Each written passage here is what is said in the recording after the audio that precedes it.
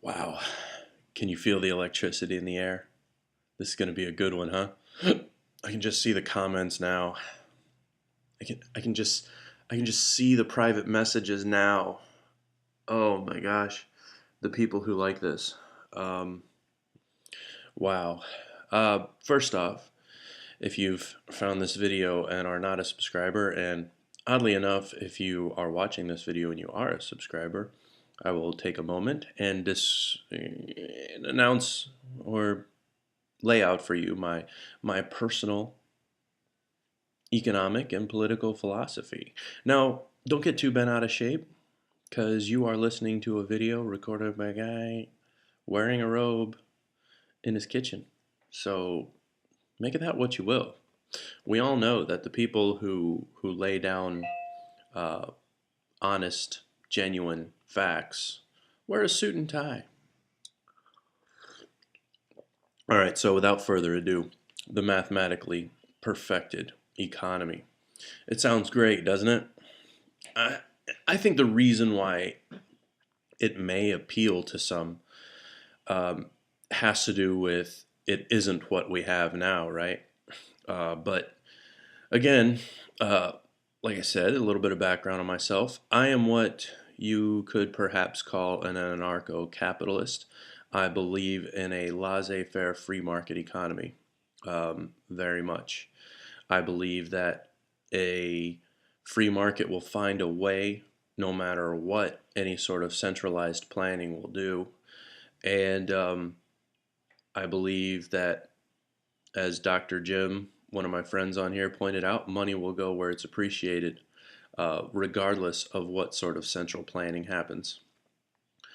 Now, the mathematically perfected economy sounds great because it's one of those things like it gives you the impression that it's a balanced budget, and there's videos on here that are very wordy, and they, gosh, some of them I'd swear I made the video on some of them, because they go so long, and there's a bunch of numbers and things like that.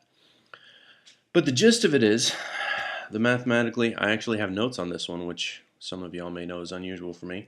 The gist of this is, oh, real quick. So basically, identify myself as a libertarian. Okay, just so we get that out of the way, and that's important to understand before we get into my perspective, because a person who has a different view of the government and the economy will probably have a different perspective on this economic solution. So anyway, the mathematically perfected economy carries with it what's called a 1-to-1-to-1 ratio. All right, uh, and that means the money in circulation equals the amount of debt obligation equals the amount of depreciated property value. So my understanding of what that means is, let's say there is um, $100 in circulation, theoretically, and there is $150 in debt obligation, and depreciated property value is $50. Well, what would end up having to happen within the mathematically perfected economy is you need to bring all those balances uh, together. So you have the 100, it needs to equal the 150, which needs to equal the 50. So what ends up happening is you would have to depreciate the property value from the debt obligation another 50. My problem that I have with a mathematically perfected economy is, how do you accomplish these things? Okay. Um, in my opinion, centralized economic planning is centralized economic planning. Okay, you're cutting open the goose to try to get out the golden egg, right? You're trying to help the little chick out of the egg, right? You're trying to help the little butterfly spread her little wings out so she can be beautiful. Just my opinion.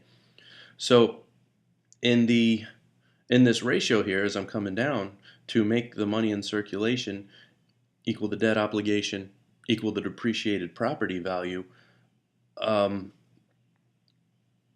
you've got to take the extra $50 of debt obligation and move it over to depreciated property value. Scary stuff, in my opinion.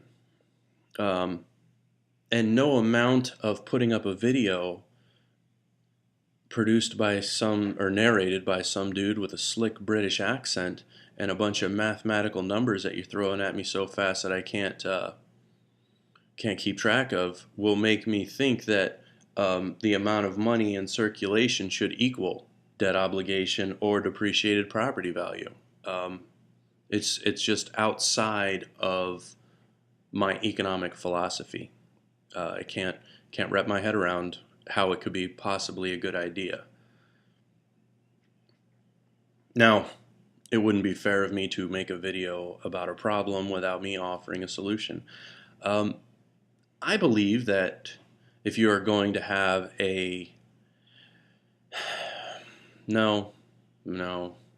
That'll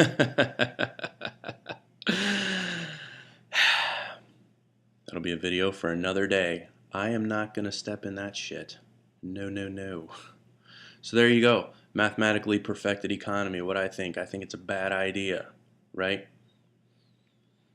I think it's right up there with having a financial system and a money supply being tasked with the job of stimulating job creation. Just seems dumb to me. All right, y'all take care.